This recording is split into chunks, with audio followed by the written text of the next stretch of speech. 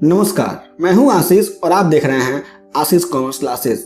मेरे प्रिय साथियों, एग्जाम में जितने भी प्रश्न पूछे जाते हैं लगभग उन्हीं वीडियो को लेकर के मैं आप सभी के लिए आ रहा हूं, जिसमें मेरा आज का टॉपिक है प्रिलिमिनरी एक्सपेंसेस यानी प्रारंभिक व्यय। सबसे पहले हम देखते हैं कि प्रारंभिक व्यय का अर्थ क्या होता है। जब किसी कंपनी की स्थापना होती है तो स्थापना के समय स्थापना संबंधित किए जाने वाले व्ययों यानी खर्चों को प्रारंभिक व्यय के रूप में माना जाता है या जाना जाता है।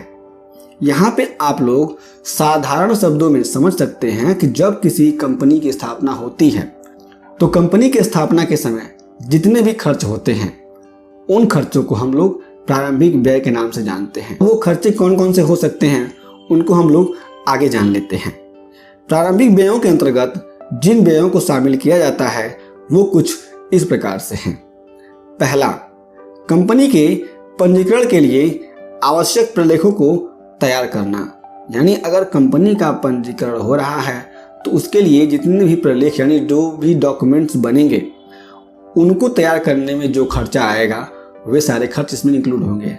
जिसमें कौन कौन सी चीज़ें हो सकती हैं, कंपनी का अंतर नियम बनेगा, कंपनी का पार्षद सीमा नियम बनेगा, तो ये सारे डॉक्यूमेंट्स बनेंगे। दूसरा, आवश्यक प्रलेखों पर स्टाम्प ड्यूटी और रजिस्ट्रेशन फीस। अगर कंपनी का निर्माण होगा तो जो भी कंपनी के डॉक्यूमेंट्स बनेंगे उस पर स्टाम्प लगेंगे और उसके साथ रजिस्ट्रेशन फीस भी पे करना पड़ता है। तो इनको भी हम लोग क्या करेंगे, प्रारंभिक व्ययों में शामिल करते हैं। तीसरा, अधिकृत पूंजी पर चुकाई जाने वाली ड्यूटी। जो भी हमारी अधिकृत पूंजी है, जो हमारे पार्षद सीमा नियम के पूंजी वाक्य में अंकित होती है, उस पर जो भी ड्यूटी लगाई जाती है उसको हम लोग क्या करेंगे, जो पेमेंट करेंगे वो भी हम लोग प्रारंभिक व्यय में इंक्लूड करेंगे। चौथा, प्रविवरण को बनाने और जारी करने का व्यय, यानी जो भी मेरा प्रोस्पेक्टस बन रहा है और उसको जारी किया जा रहा है उस पर जितने भी खर्चे आएंगे वे सारे के सारे खर्चे हम लोग प्रारंभिक व्यय में जोड़ देंगे।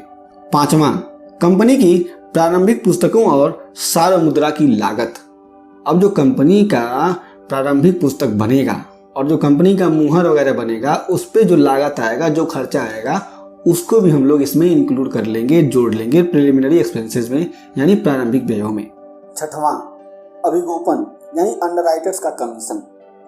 यहाँ पे बात ऐसे आती है कि जब कभी कंपनी अपने अंशों को जारी करती है तो अंशों को जारी करते समय कंपनी प्रोस्पेक्टस जारी करती है, तो उस समय कंडीशन ये होती है कि कोई व्यक्ति है जो ये कहता है कि अगर आपकी कंपनी के जो भी अंश आपके द्वारा जारी किए जा रहे हैं अगर सब्सक्राइब नहीं हुए यानी जनता ने नहीं लिया, या फिर ऐसा व्यक्ति जो कंपनी के अंशों को जारी करवा रहा है कंपनी के प्रोस्पेक्टस के माध्यम से, वह व्यक्ति कंपनी के अंशों को जारी करवाने की गारंटी लेता है।